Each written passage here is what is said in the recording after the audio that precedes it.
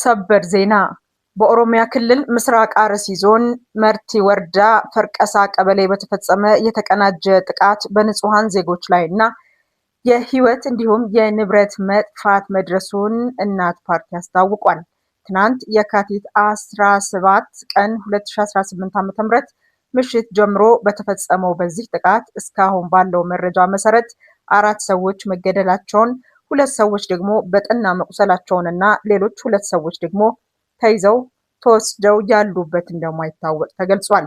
ከዚህ በተጨማሪ ከ10 በላይ የሚሆኑ መኖሪያ ቤቶች የተቃጠሉ ሲሆን የገበሬው የእህል ጎተራን ጨምሮ በርካታ ንብረት መውደሙ ተገልጿል። የአካባቢው ነዋሪዎች እንደሚሉት ጥቃቱን የፈጸሙ አካላት የቀብር ስነስርዓት ጭምር ከልክለው የነበረ ሲሆን አሁንም በአካባቢው ሆነው የነዋሪዎችን ከብቶች በማረድና በመብላት ላይ እንደሚገኙ ምንጮች ጠቁመዋል። ግድያው ሃይማኖትን መሰረት ያደረገ መሆኑን የገለጹት ነዋሪዎቹ ቀደም ሲል መንግስት ህዝቡ ራሱን እንዳይከላከል መሳሪያውን እንዲያስረክብ ማድረጉ ለጥቃቱ ይበልጥ ተጋላጭ እንዳደረጋቸው በምሬት ገልጸዋል። እጃችንን አጣጥፈን ሞታችንን መጠባበቅ ሆኗል ኑሯችን ሲሉም ነዋሪዎቹ ያለባቸውን ከባድ ስጋት ተናግረዋል። እናት ፓርቲ ባወጣው መግለጫ መንግስት ህዝቡን የመጠበቅ ኃላፊነት ባለመወጣቱ ህብረተሰቡ በህጋዊ መንገድ ታጥቆ ራሱን እንዲከላከል በተደጋጋሚ ጥያቄ ቢቀርብም ሰሚ አለመገኘቱን ገልጸዋል። ፓርቲው የተፈጸመውን ግድያ በጽኑ እንደሚያወግዝ አሳውቆ ለሟች ቤተሰቦችና ለአካባቢው ህብረተሰብ መጽናናትን ተመኝቷል። በተጨማሪም ተያይዘው የተወሰዱ ዜጎች ያለምንም ቅድመ ሁኔታ እንዲለቀቁና ህዝቡ በህጋዊ መንገድ ተደራጅቶ የሚከላከልበት ሁኔታ በአስቸኳይ እንዲመቻችለት በጥብቅ አሳስበዋል።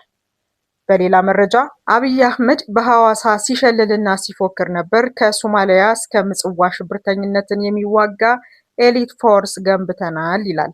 ለአፍ መቼም ዳገት የለውም እንዲሉ የሚሉሽን ባልሰማሽ ገበያ ባልወጣሽ የገዛ ግዛቱ በሆነው ትግራይ ክልል ሰራዊቱ መግባት የማይችለው አብይ አህመድ ሶማሊያና ምጽዋ እንደርሳለን ሲል መቼም ክርስቲያኑ በስመ አብ በወልድ ብሎ ድንጋጤው መግለጹ ይታወቃል።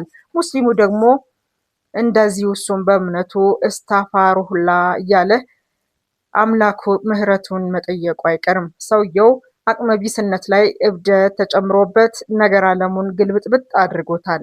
ኤሊት ብሎ አሰልጥኖ ያሰማራው ሰራዊቱ ሸዋ ላይ በፋኖ እንደ ክምር እህል ሲወቃ የነበረው እኮ ባለፈው ሳምንት ነው።